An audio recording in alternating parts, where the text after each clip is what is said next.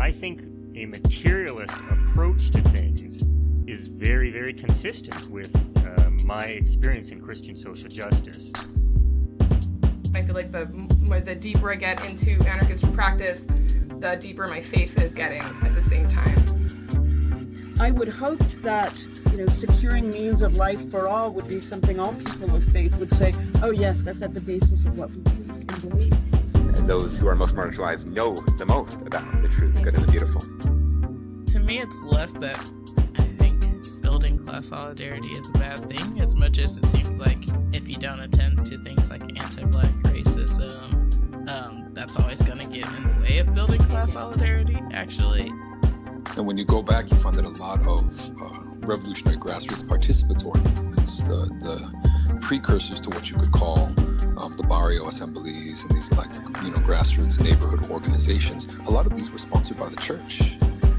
What does it mean to say that the Christian tradition is internally contradictory and there are antagonisms there and you're always being faithful to some aspects and betraying other aspects? Welcome to the Magnificast, a podcast about Christianity and leftist politics. I'm your co-host, Matt Bernico, and also Spooky Dracula. Ooh, whoa. Look out. Pull up your colors. I'm your other co-host, Dean Detloff. And is that a full moon I see? Getting itchy behind the ears.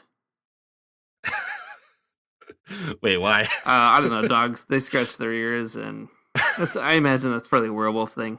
Yeah, that's... Oh, good. Oh, okay, good point. Yeah, that makes sense. Watch out if you're a skeleton, because wolves sure do like to eat bones. Okay. All right.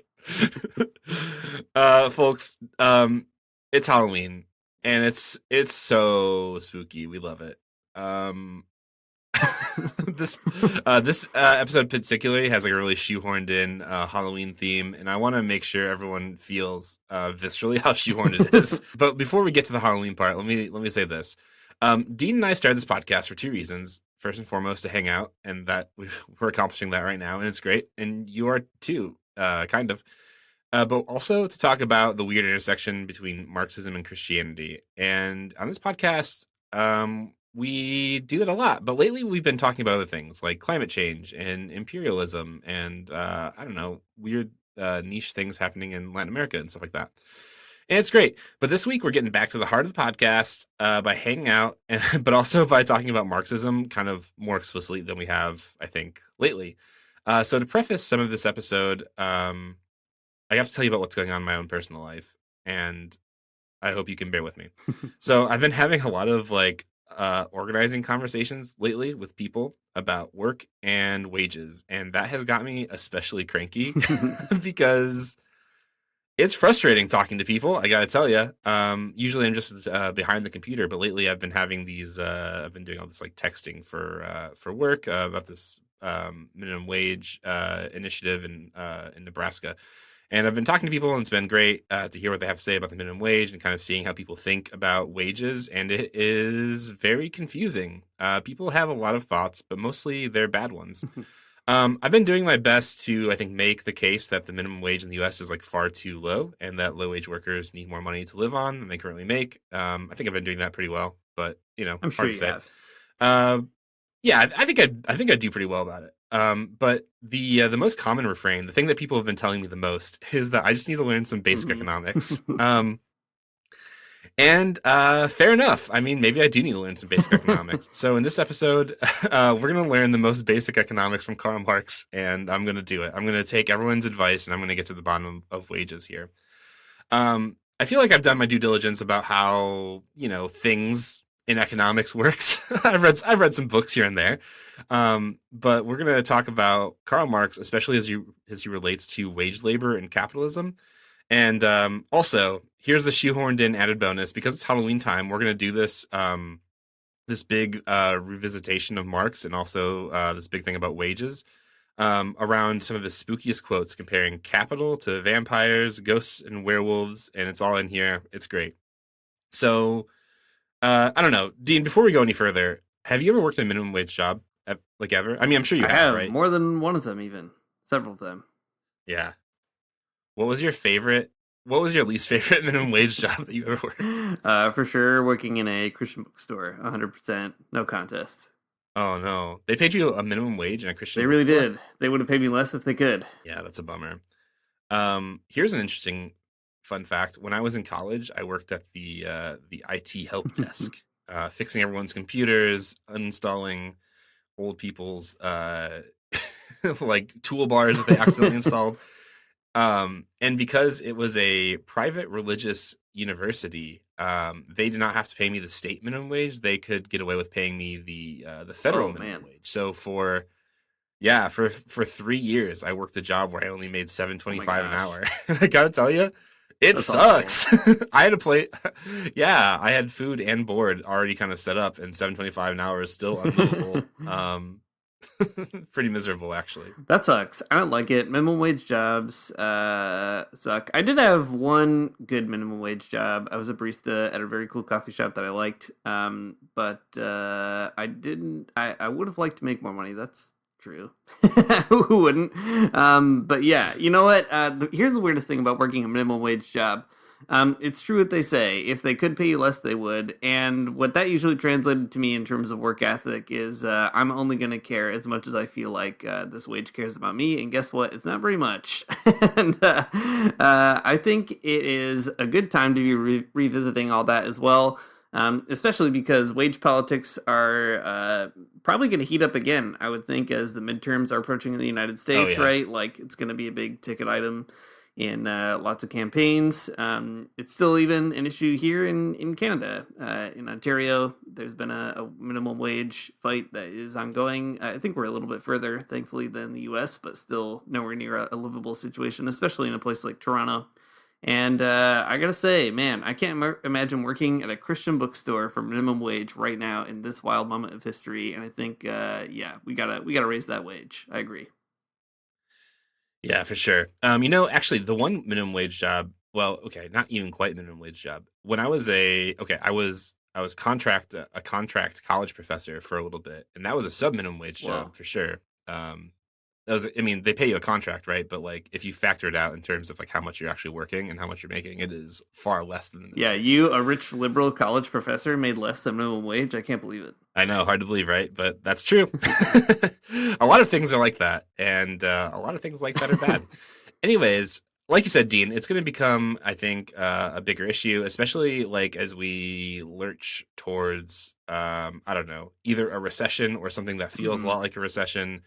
As big bankers in the United States try to like get a handle on inflation, wages are becoming more of a conversation. All that to say, it's a thing. Yeah. It's a thing now. It's a thing. It was a thing last year. It's going to be a thing this year.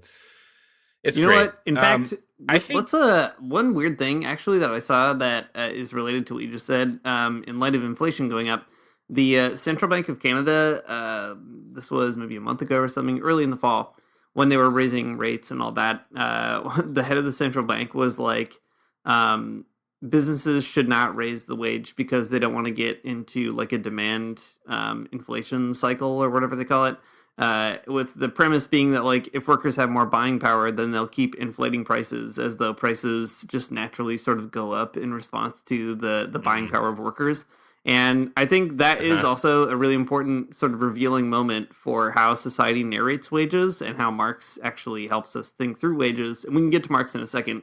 But I guess what I really appreciated about that kind of revealing mask-off moment of capitalism is from the banker's perspective, like the only way really to solve inflation is by raising interest rates. It would definitely not have anything to do with making sure that working people can like afford to eat and live. And in fact, like it's an admission that working people are just going to have to suffer some more. And if we want the economy to be healthy, then we should not put them, in a better financial situation. That in fact, that would be even worse.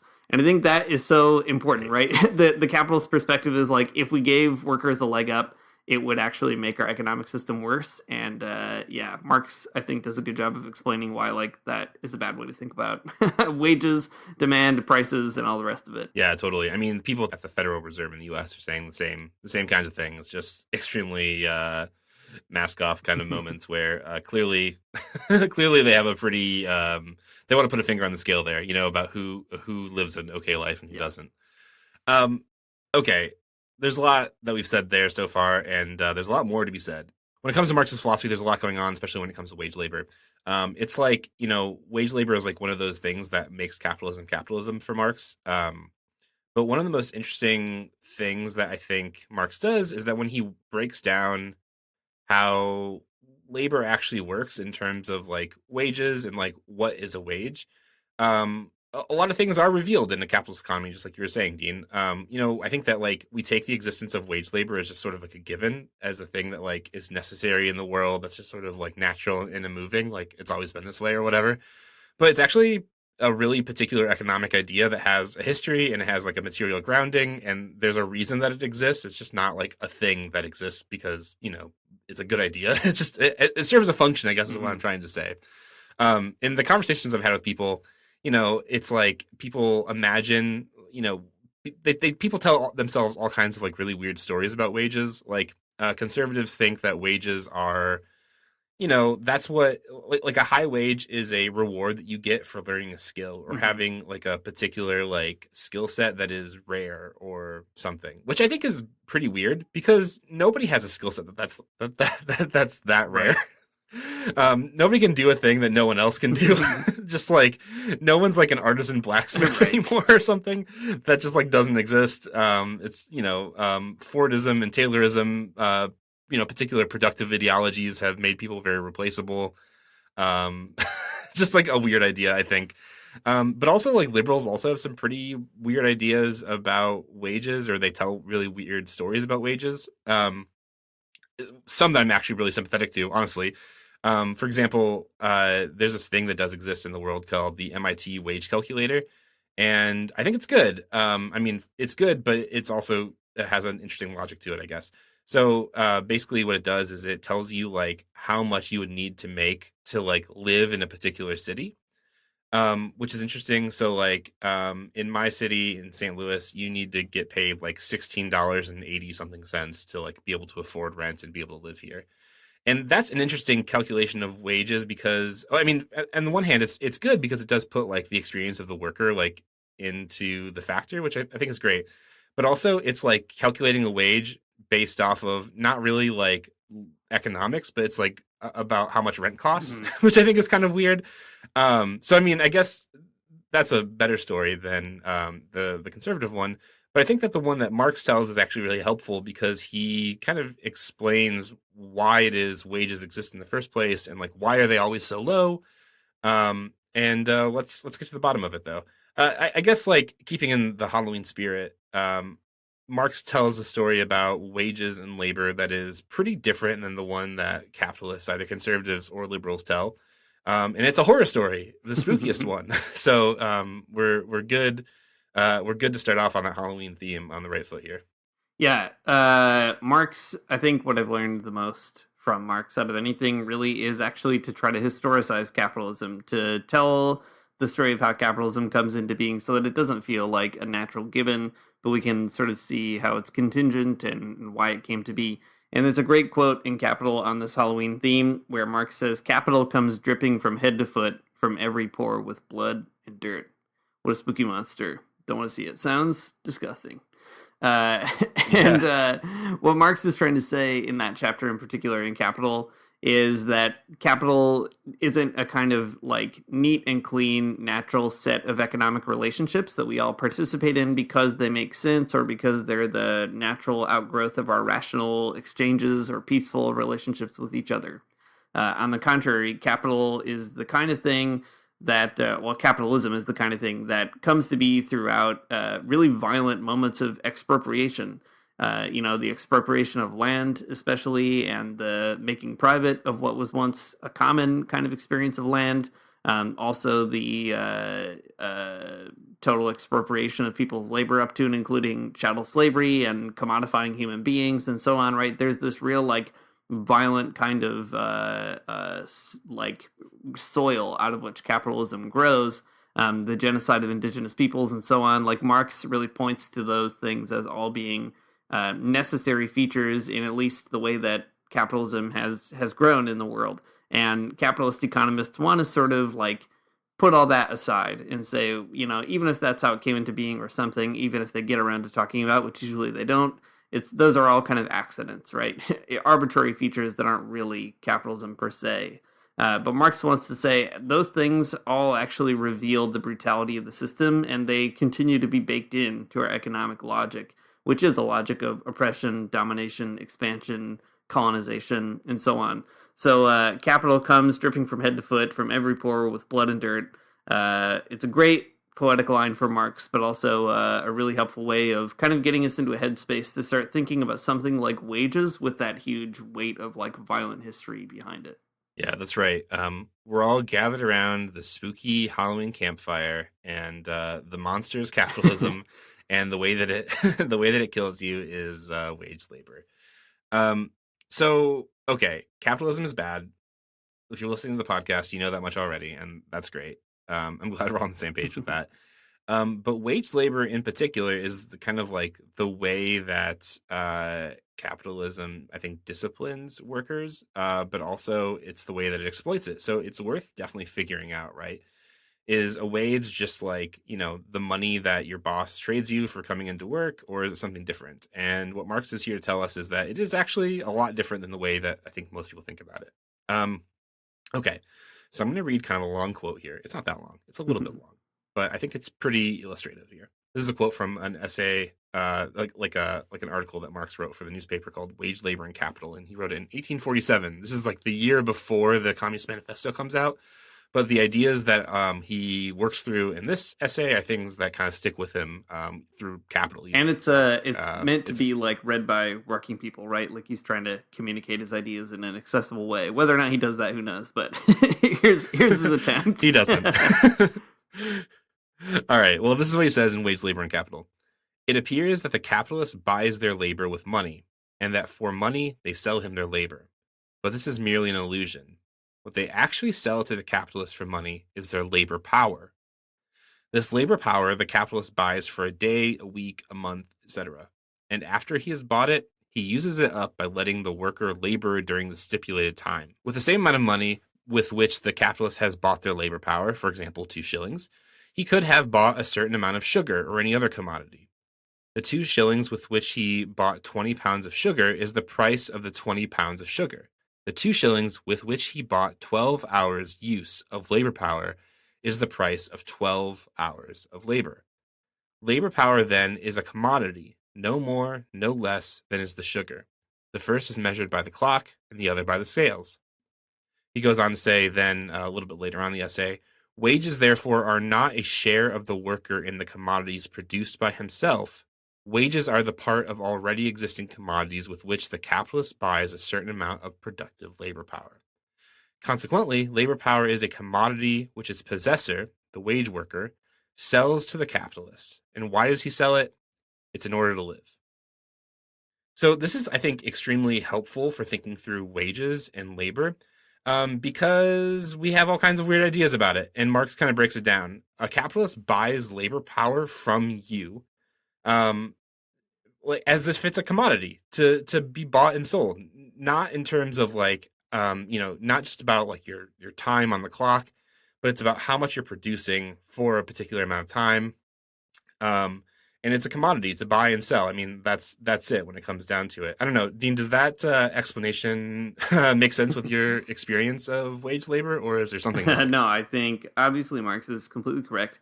But I think it's helpful, too, to recognize that it's not only Marx who sees labor as a commodity. Like, we talk about the labor market all the time, right? Like, capitalists know that labor is a commodity. It's a thing that is bought and sold. It has a price. The price fluctuates. One of the big discourses during the pandemic has been the rising cost of labor, right? The working people don't want to get paid less. The commodity of labor was getting more expensive than it was before the pandemic because people didn't want to work shitty jobs under bad conditions, and they were willing to hold out or wait or make a change and so on. So Marx is not like completely unique in treating labor as a commodity. Where Marx is unique is by saying, well, because labor is a commodity, we should try to think through exactly what what the kind of relationship there is behind that commodity. So as he points out, the capitalist needs that commodity because labor is the only thing that can really get all the other commodities together in such a way that it can, produce like something that can be sold later on, another commodity for profit. So if you have a shoe factory and you buy all the stuff to make shoes, you still need someone to come put the shoes together, right? And labor is the unique commodity that can really add economic value to all that stuff. And that's why going on strike is important and so on, right? And on the other hand, the wage worker, so you and me and most other people, probably everyone listening to this podcast, if you're not a subsistence farmer or whatever, congrats, you're some kind of wage labor probably. That kind of relationship is you sell your labor power because you have to in order to live. If you didn't sell it, if you couldn't find a buyer, if you were stuck on the market, nobody would buy your labor, then you would starve, or you would at least be reliant on other people and so on and so forth. So Marx is really trying to point out the way in which having labor in a commodified way, treating it as a commodity, creates this fundamental oppressive imbalance between the capitalist and the worker. And I think the last piece that's really useful is Marx says elsewhere in this little essay, he's like, if you ask a worker, why do they get a wage? They'll say, oh, that's just kind of what I get paid for the time that I spend. And Marx is like, it's not the time, it's the labor power. That's the thing that you're selling. And that is so important too, right? It's like, it's our sort of power, our ability that is unique in that. It's not a reward for time spent. It's not a price for your time, spending your time at work. It's really our labor power. And that means that we should know that we have the keys to that power, and we can maybe unplug it if we need to. So Marx is trying to identify the power relations there in many different ways. Mm-hmm. Yeah, that labor power part is actually really important as we are going to move forward through some of Marx's other writings. But before we get there, though, I think something really interesting about being a union worker is the ways that, these ideas in particular about your work, like your labor power being a commodity, like your union can a union just in general, leans into that understanding. And whenever, it comes time to bargain a new contract and everyone in the union says, we want to raise, that's that's the one little bit of power that workers actually have to say that, sorry, the cost of our labor power has gone up and now you have to pay it, right? And that's what's cool about being in union, because you can actually do that, right? You can actually tell your boss that sorry, the price of our labor has gone up, you have to deal with it now. Whereas if you're an individual wage worker, right, you can't do that. I mean, you can ask for a raise and maybe your boss will give it to you, which would be great. But your boss can just say no, right? So, because there's no teeth to that, right? If they say no and you get mad about it, there's nothing you can do. But if every worker at your job agrees that the cost of your labor is going up and the cost of theirs is going up, then your boss just has to deal with it, right? So I don't know. Labor unions are good because they help leverage that recognition that labor power is a commodity in a good way. Yeah. And I mean, bringing it back to the minimum wage conversation too, the reason we have a legally mandated minimum wage is because capitalists are always trying to reduce costs at every turn. And the one cost they want to reduce more than any other is labor power. And if they could reduce it to zero, they would. And historically they have, right? That's what slavery is. It's the use of labor with zero wage at all given. And it's important to kind of recognize that a legalized minimum wage is basically a price control on a particular market, a particular commodity in some respects. I mean, it's a bit different, but you can think of it that way as in a heuristic kind of way, right? The government basically recognizes that capitalists would drive that cost down as far as they possibly could if given the chance. And so they're fixing it at a certain rate to be well, I guess we still think citizens should be able to at least afford this much. So important to recognize that's the one thing standing between working people and absolute financial abyss at the bottom of kind of what our society deems low wage work. Yeah, that's right. The minimum wage in the United States is very bad. I gotta tell you, it's very low, but at least it's something. I don't know. That's bleak. That's a very bleak way to think about it. It could be less. It could be less. It should be far more. But anyways, that's true. Kind of like an interesting mechanism that does fix it, so capitalists don't run everything to zero. Okay, let's get spooky with it though. We have the labor power thing is important, right? It's labor as a commodity, and that's an important piece. Though in this other chapter in Capital, it's chapter 10 called The Working Day, Marx kind of goes at length to talk about like the constraints of work in a day and like how capitalists sort of figure this out and how it works against workers in particular. So we have labor power. That's like how hard you're working. That's like the force by which you create value for your employer. But when it comes to wages and like calculating them during a day, right? There has to be a sort of necessary limit on the day. Like, is it 8 hours? Is it 6 hours? Is it 12 hours? Whatever. One of those, there's a limit somewhere, right? Because human beings are finite creatures and you have to stop sometime. I mean, ideally at least. But when it comes to wages, you're getting paid to produce value. But then, like, what happens when the value that you produce already surpasses your wage? So, like, you've created enough value for your employer so that your wage is already taken care of. So, like, what is a capitalist doing then? Or, like, how does that part work? And then Marx gets kind of into the weeds with some very interesting stuff that I think is actually worth thinking about because it's an important feature of capitalism. I'll read it and then we'll talk about it more. Yeah, great. Okay. This is from Capital Volume 1, Chapter 10, The Working Day. Man, I love being a podcast where we're telling you the chapter and chapter title of which part of Capital we're reading. That's cool. It's not. Okay. The capitalist has his own views on the outermost limit, the necessary limit of the working day. As a capitalist, he is only capital personified. His soul is the soul of capital. This is some spooky stuff. You need an exorcism. Yeah, that's right. But capital has one single life impulse, the tendency to create value and surplus value, to make its constant factor, the means of production, absorb the greatest possible amount of surplus labor. Capital is dead labor, that vampire-like that only lives by sucking living labor, and lives the more labor it sucks. The time during which the laborer works is the time during which the capitalist consumes the labor power he has purchased of him. If the laborer consumes his disposable time for himself, he robs the capitalist. If you're pooping on the clock, this is what you're doing, and that's great. The capitalist then takes his stand on the law of exchange of commodities. He, like all other buyers, seeks to get the greatest possible benefit of the use value of his commodity. Okay. So this is not written for workers in a newspaper. This is written, I don't know, in capital. So it's a little bit denser, a little bit more complicated. But like, here's kind of the idea here, right? In any job that you're working, you work a set amount of time, whether that's 8 hours a day or 6 hours a day, or you're working half a day. I don't know, whatever it is. There's a certain amount of time that you're working, and when you're there, you're producing labor power, which is creating value for your employer.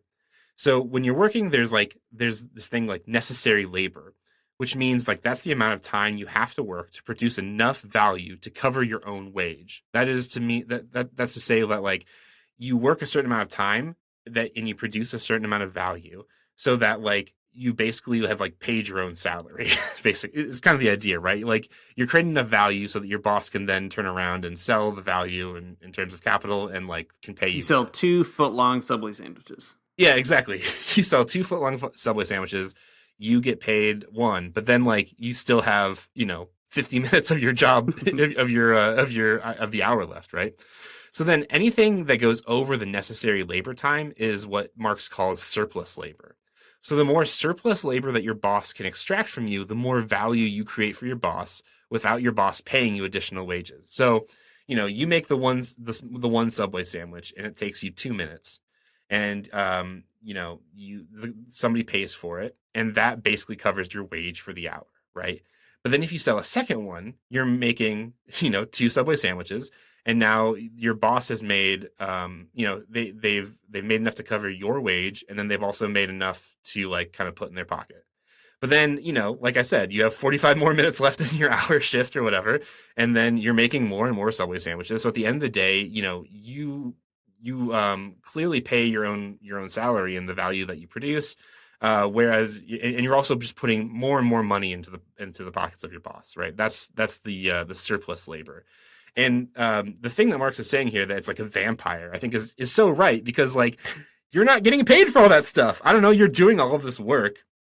You're you work for an hour, but you're only getting paid, the product. You're only getting paid for like one of the things that you actually made, and it's just kind of like this bonkers system where you're getting shortchanged, but that's also the only way that capital can move forward is by like sucking off the surplus of your labor power. And I mean, there's no way to really look at that logically and think of it as anything else but like a weird mythology or delusion that we tell ourselves, because that's not a fair arrangement at all, right? It just that is just the way that it works for whatever reason. Yeah, I mean, the vampire metaphor is really great for lots of reasons. It's a good suggestive image, but it also emphasizes that the capitalist is the one dependent on the worker, on the laborer, and also, couldn't really subsist forever on their own, right? What the capitalist does is arranges a situation in which they can make a profit, right? Capitalists like to tell stories that like they're extremely hard workers and they're the ones out there creating value. In fact, they'll talk about themselves that way all the time, right? They're value creators, they're value, accelerators, or whatever bizarre entrepreneurial jargon is floating around. But the catch is like they're not actually creating value. They are getting sort of, they're arranging means of production and labor power and so on in such a way that value gets created. But they're the ones who ultimately receive that value and then decide how much to distribute. So they have to distribute part of it in wages and part of it in terms of materials or like upkeep and so on. But the key is to release as little of it as they can, right? And to suck all that blood back. So they're allowing the host to survive as long as they need it. But, it's kind of that bizarre parasitic relationship in that way. Yeah. Here's a concrete example. This in the third quarter of this year, which we have just now finished, like fiscally speaking. And I do love to speak fiscally. Yeah, if we're doing anything in this podcast right now, is talking fiscally. McDonald's raised their prices by 10%. There's a Wall Street Journal article that came up with this the other day that's told in a really particular way to make them sound not like dirtbags, but they are. So they raised their prices by 10%, and not everyone, economic people, fiscally minded people thought, well, surely if you do that, that will probably drive down the price of your stock because less people will buy McDonald's. And the interesting revelation at the end of this quarter is that that did not happen. People actually bought a lot of McDonald's just the same, even though it costed marginally more. And the cost of their stock actually went up. So great for McDonald's. They're making money in this very weird way. But they raised the prices, and they had to spend some of that raised price on like paper products because the cost of paper has gone up. And also they had to spend some of it on wages because the cost of labor has gone up, which is, kind of what you expect, especially during this particular economic climate. But the interesting thing is that like they raised it 10%, and of that 10%, only a little bit of it went to wages, and only a little bit of it went to, actual products that they would need, like paper products and like food products, that kind of thing. But the rest of it is nothing. The rest of it, they just raised it because they felt like raising it. All that to say, like, there's not always like a direct correlation between the cost of labor and the cost of products. And I guess what I'm trying to say here is that like, there's so much obfuscation in this whole process. Like when the rubber actually hits the road, it is hard to really know, economically speaking, like why something is happening, because big companies will just like do something and say it's for a different reason, but it's, not. Yeah, that's the story of inflation anyway, all around, right? There was a big story in Canada about Loblaws, which is a major grocer, artificially inflating costs. And they did that because there's a media story around inflation, right? It's the perfect excuse. Everyone's talking about inflation, fantastic. So we'll just raise our prices and people will blame it on inflation. a kind of magical narrative. And then Loblaws, everybody was getting mad, so they froze the prices. And they did it in such a way as like they were like, oh, we're kind of doing everyone a favor, you know, we're not going to raise it anymore. But the irony is like they didn't have to raise it in the first place at the rate at which they raised those prices, and now they're freezing it as though they're doing everyone a favor when they're artificially inflated. They're like they're not reducing the costs of groceries and passing that on, right? So that. Wait, they froze it at the inflated yeah, I mean rate? They didn't reduce it. They were just like, we're not going to raise it any further for now. So yeah, thank you, incredible Loblaws. marketing. That's incredible PR. Exactly. I love that. That's great. It makes them seem like such heroes when they've actually just like made a lot of money for themselves, and then like decided that's just how much money they're going to keep making. Yeah, you know, man, there's so many examples of this, especially in this particular economic moment. There's this big merger in the United States between Kroger and like the company that owns like Fred Meyer's and like these other big corporations, like these big grocery chains in the United States. And the same thing is happening there too, right? It's like the consolidation of these different brands of grocery stores is also another way to kind of just get away with the inflation of prices, like artificially. You know, especially if you control all of the if you control all of these different chains, and then you basically have like a monopoly or almost a monopoly or whatever, even within like the legal limits of the law, you have something that resembles a monopoly. You can just jack up the prices, and then like everyone just has to deal with it, and that's it. That's it. That's how capitalism works, and that's it working well. That's like what it's supposed to do. That's not like it's not broken. That's how it works. Exactly. That's how it works is the big sort of, I guess, revelation you often get from reading Marx too, right? You read Marx and suddenly you discover that your boss doesn't want to give you a wage because, like, I don't know, they want your money. Why would they want to give it to you? That doesn't make any sense. That's just how it works. And I think that's the key to kind of take away from all the wage conversations in general is like, it's not really that much of a surprise that it's a huge slog to try to raise the minimum wage or to even try to just get a raise, you know, above the minimum wage or whatever in any kind of job. Insofar as like, you know, it's true that if you have like a highly specialized job or a kind of in-demand job, maybe, you know, the idea is they're trying to pay competitive wages that might like attract a worker. It's a more sought after commodity, that particular labor power or skill. But for everybody in that kind of bottom tier, right, the competition is not between capitalists trying to get you. The competition is between how far can we lower that wage. And the more troubling thing is when you look at it on a kind of global scale, there's this interesting trend in economics literature called the global labor arbitrage, which is like in, you know, poor countries who are trying to attract industrialization and foreign capital and so on. This is a story everybody kind of knows, but it's interesting in a Marxist register. Wages are kept low on purpose in order to bring capitalist investment to those countries, right? So all of our clothes or whatever are made in sweatshops and so on because it's cheaper. Our devices are made in a different country, even if they're designed in California, because it's cheaper. The whole point is that on a global scale, this sort of drive to lower the wage, lower the cost of labor at every turn, that drive gets kind of exported and systematized in a big global way, such that like the global poor are the ones who are, you know, nowhere near the kind of minimum wage fights that people are having in the US and Canada or the global north more generally. And that kind of stuff is super troubling. In fact, there's even some pretty wild imperialist stories of like, you know, the U.S. government basically intervening in countries legally to try to like keep wages down. There was like a big story I remember during the Obama years where the administration at that time was like intervening in Haiti to keep wages lower for like some garment manufacturers and stuff. So like, this is like a, you know, a thing that affects not just like you as an employee and your boss, but also dictates the global market and global political strategies and like international relations. So once you start kind of scaling up some of this logic, it gets even more troubling. Yeah, definitely. Man, that's a great point.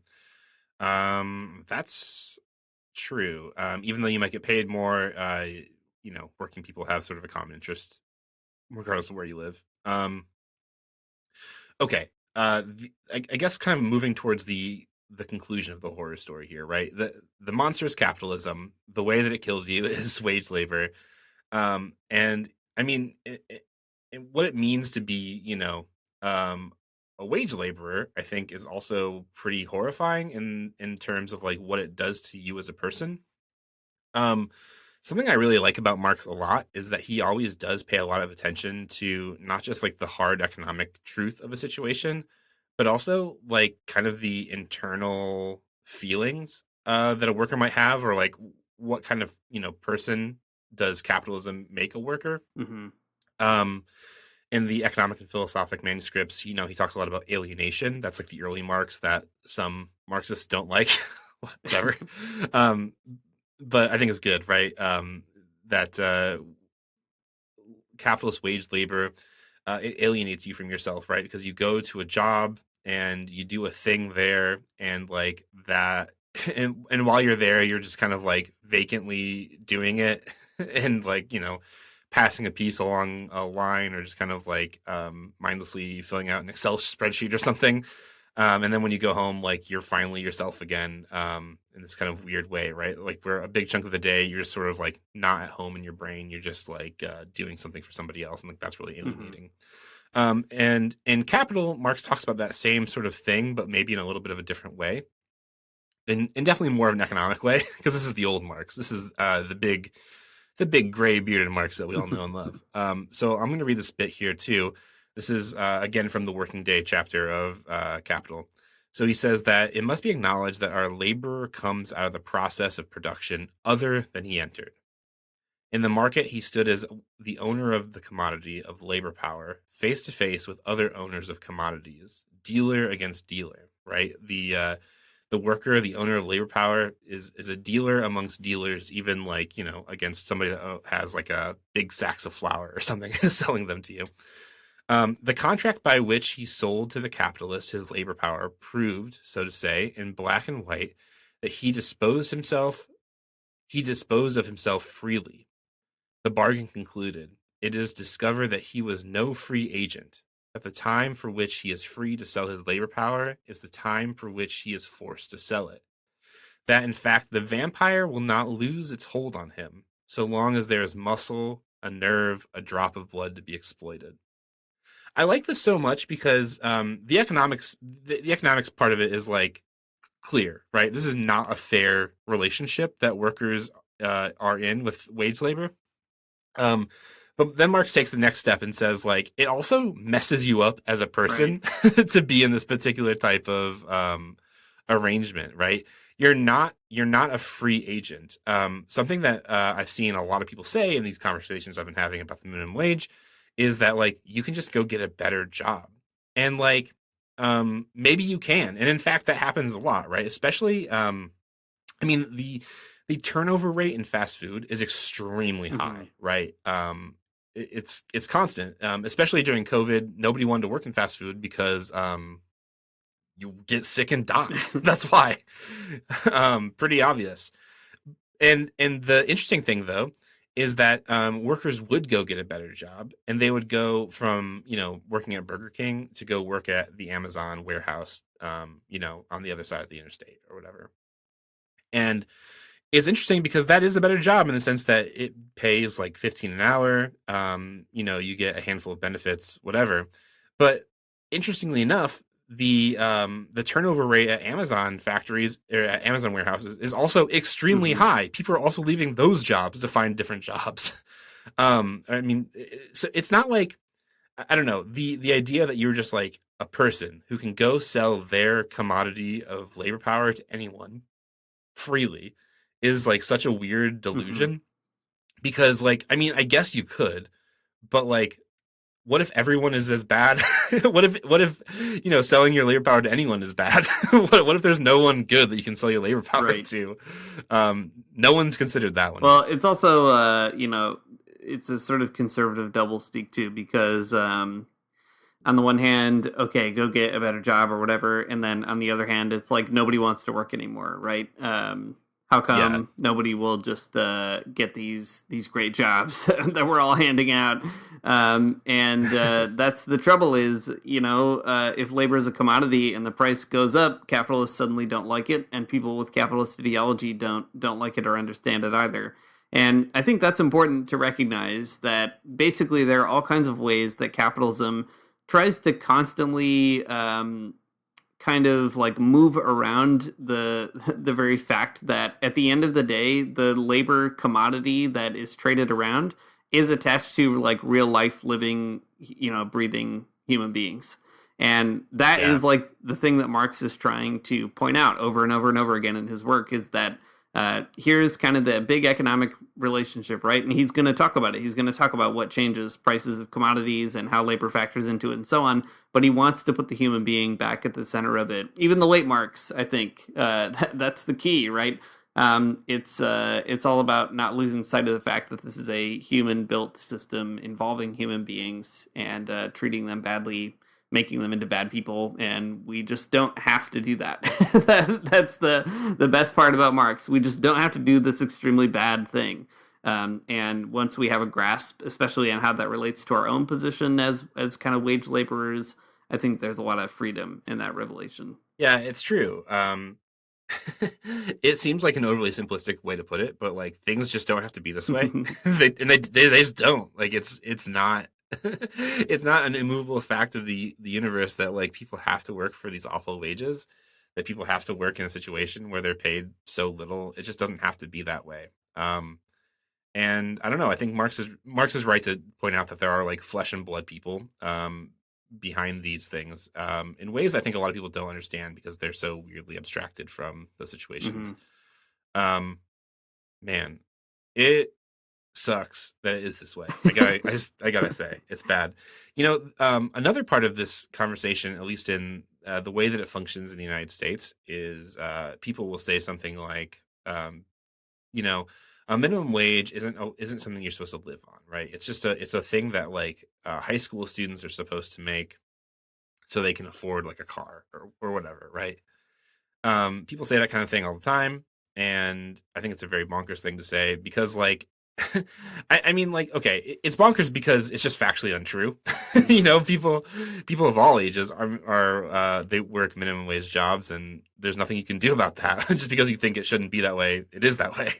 The other thing is weird though too, because in that particular telling of the story, for whatever reason, the labor power of people who are younger than you is worth less than the labor power of people who are your age, which is very bizarre. I mean, I guess something that is interesting about labor power as like sort of like a particular economic unit is that it's a universal expression with, which is I think wrought with all kinds of problems and complications.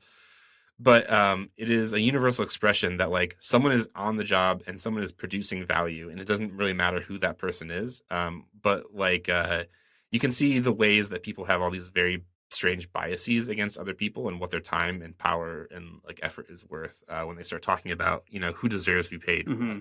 Yeah, I might have told the story before on the podcast, but my dad grew up in Detroit, and his family was General Motors family, auto people. And my dad, when he was young, got a job in the GM factory floor. And he was telling me the story about how, like, his dad, got him this job. And so he wanted to do a really good job at it and not, like, let him down. And so he was working really hard, like, trying to do the best job he could and being as quick as he could.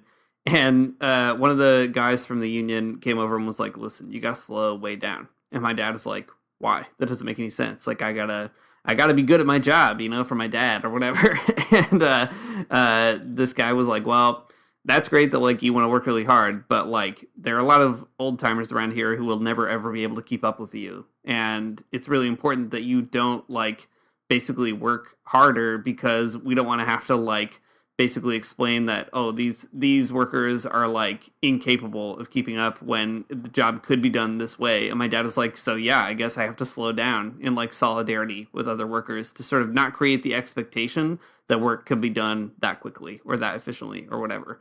And I think that is such an awesome story, first of all, but it shows you too the kind of weird slippage between like the commodity of labor power how capitalism values labor power. It's always trying to find excuses to sort of cut costs or push out some bearers of that commodity in favor of other bearers of that commodity. And there's lots of other ways, politically speaking, that all these things get arranged, right, in terms of race and gender and ability and so on. But I just thought it was such a great example of, I guess how to also sort of beat the bosses by understanding that at the end of the day, our labor power really only means anything for us to have a say in it if we can find ways to kind of move at the pace of the slowest members of the herd in that respect.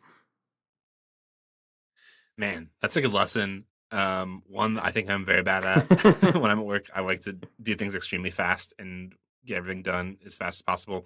And maybe I shouldn't. Maybe I should take some more time. Maybe we should all take a little bit more time to do things. If the vampire is going to drink all of our blood, we should make it drink our blood slightly slower than That's normal. right. Well, I have a good, somewhat related spooky quote that we can maybe use to sort of end on this Halloween episode. We've been talking about wages. We've been talking about capital dripping with blood and dirt and so on.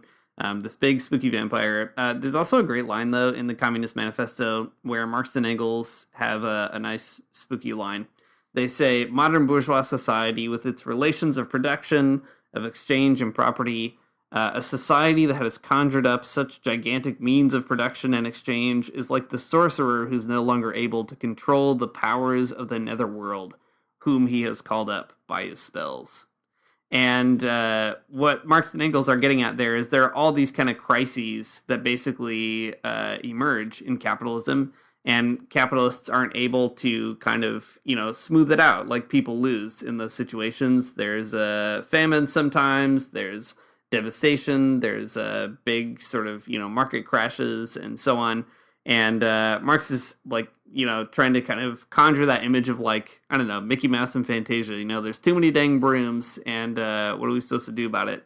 And I think about that quote quite a lot. That image comes to mind a lot when we think about stories in the news, the kind of supply chain slowdowns from the pandemic, the knock-on effects of the war in Ukraine, all these kinds of things that kind of carry things out. And I think to bring it full circle here, the forces of the netherworld are out there, and that really wreaks havoc on our own kind of lives, right? We're all being sort of hounded by the devils of capitalism.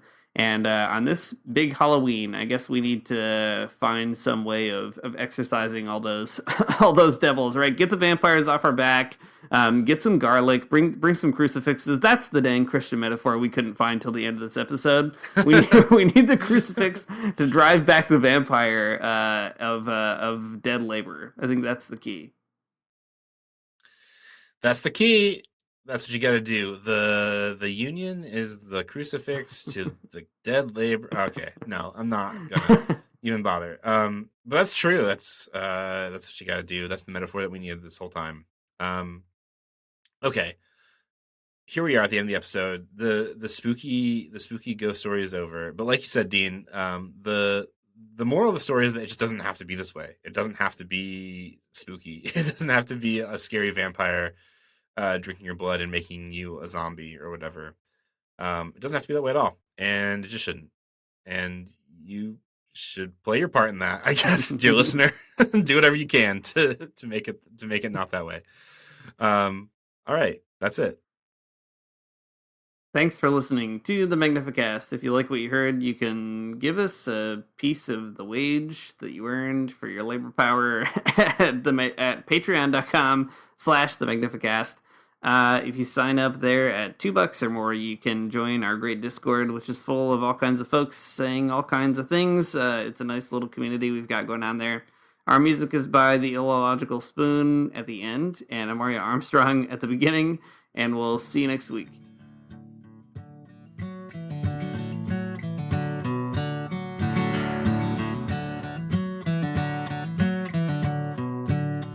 I don't wanna get up for church in the morning, souls alive. Heaven come to earth and there won't be no church. We'll meet down by the riverside. There we'll swim with all creation, never get tired, never bored. Don't worry, someday there'll be no dam between us and our Lord.